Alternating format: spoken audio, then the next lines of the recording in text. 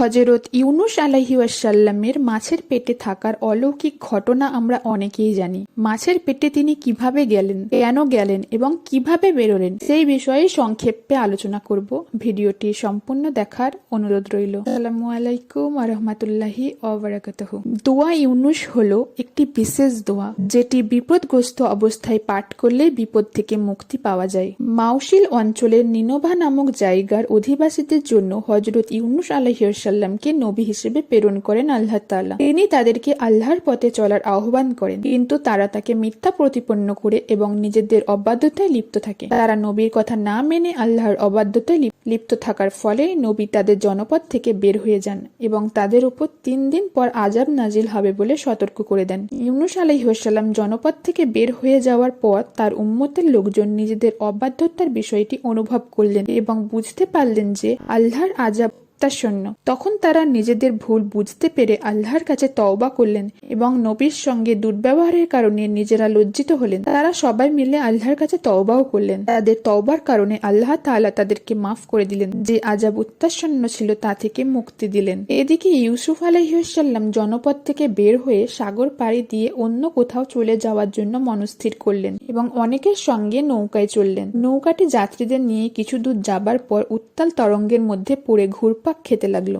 নৌকাটি ডুবুডুবু অবস্থায় যাওয়ার পর নাবিক ও যাত্রীরা বুঝতে পারলেন এখানে এমন কোনো যাত্রী আছেন যিনি তার মনিবের অনুমতি ছাড়া অন্য কোথাও চলে যাচ্ছেন, তার কারণে এই অবস্থা দেখা দিয়েছে। তখন তারা সবাইকে বাঁচানোর জন্য সিদ্ধান্ত নিলেন লটারি করা হবে, এতে যার নাম উঠে আসবে তাকে নৌকা থেকে ফেলে দেওয়া হবে। লটারিতে ইউনুস আলাইহিস সালামের নাম উঠে এলো, কিন্তু যাত্রীরা মেনে নিলেন না। বলল না না, ইনি তো ভালো মানুষ। এইভাবে 3 বার লটারি করার পর 3 বারই ইউনুস আলাইহিস সালামের নাম উঠে আসে। তখন তিনি ঝাঁপ দিলেন এবং তাৎক্ষণিক একটি বিশাল মাছ তাকে গিলে ফেলল। মাছটি হযরত ইউনুস আলাইহিস সালামকে গিলে ফেললেও আল্লাহর হুকুমে তাকে পেটের ভেতর অক্ষত রাখলো। তার অস্থি মাংস কোনো কিছু না খেয়ে তাকে সেভাবেই রেখে দিল এবং তাকে নিয়ে সাগরে ঘোরাফেরা করতে লাগলো। তিনি এভাবে কতদিন মাছের পেটের ভিতরে ছিলেন তা নিয়ে মুসাফিরদের মধ্যে মতানৈক্য আছে। কেউ কেউ বলেছেন সকালে গিলে বিকালে তাকে পেট থেকে বের করে দিয়েছেন। কারোর মতে 3 দিন মাছের পেটে ছিলেন ইউনুস আলাইহিস সালাম, কারো মতে 7 দিন ছিলেন, আবার কেউ বলেছেন 40 দিন মাছের পেটে ছিলেন ইউনুস আলাইহিস সালাম।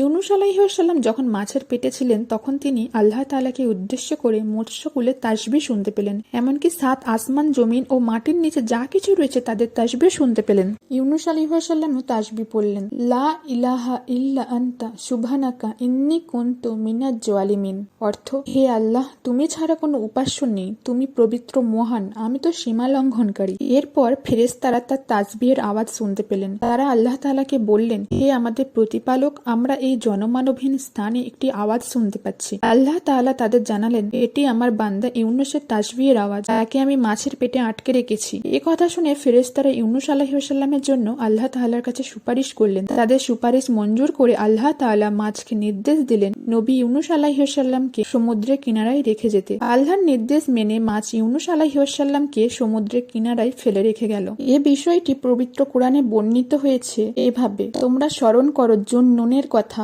যখন সে ক্রোধ ভরে বের হয়ে গিয়েছিল এবং মনে করেছিল আমি তার জন্য শাস্তি নির্ধারণ করব না। অতঃপর সে অন্ধকার হতে আহ্বান করেছিল, আপনি ছাড়া কোনো মাবুদ নেই, আপনি পবিত্র মহান, আমি তো সীমা লঙ্ঘনকারী। তখন আমি তাকে সাড়া দিয়েছিলাম এবং তাকে উদ্ধার করেছিলাম দুশ্চিন্তা হতে, এবং এভাবেই আমি মুমিনদেরকে উদ্ধার করে থাকি। সাদ ইবনে আবি ওয়াক্কাস রাদিয়াল্লাহু বলেন, আমি রাসূল সাল্লাল্লাহু আলাইহি সাল্লামকে জিজ্ঞাসা করলাম, হে আল্লাহর রাসূল, এই দোয়ার গ্রহণযোগ্যতা কি শুধু ইউনুস আলাইহিস সালামের জন্যই প্রযোজ্য, না সব মুসলিমের জন্য? জবাবে নবী সাল্লাল্লাহু আলাইহি ওয়াসাল্লাম বলেন, তাৎক্ষণিকভাবে তার জন্য দোয়াটি বিশেষভাবে কবুল হলেও এটা সব মুসলিমের জন্য সব সময় কবুলের ব্যাপারে প্রযোজ্য। তুমি কি কোরআনে পাঠ করোনি, ওয়া কাযালিকা নুনজিল মুমিনিন, আর এভাবে আমি আল্লাহ মুমিনদের উদ্ধার করে থাকি? এই ঘটনাটি দোয়া ইউনুস নামে পরিচিত। আল্লাহ তাআলা সকল মুসলিম উম্মাহকে যথাযথভাবে দোয়া ইউনুসের মাধ্যমে বিভিন্ন বিপদ আপদ থেকে মুক্ত থাকার তৌফিক দান করুন, যেভাবে তিনি হযরত ইউনুস আলাইহিস সালামকে বিপদ থেকে হেফাজত করেছিলেন।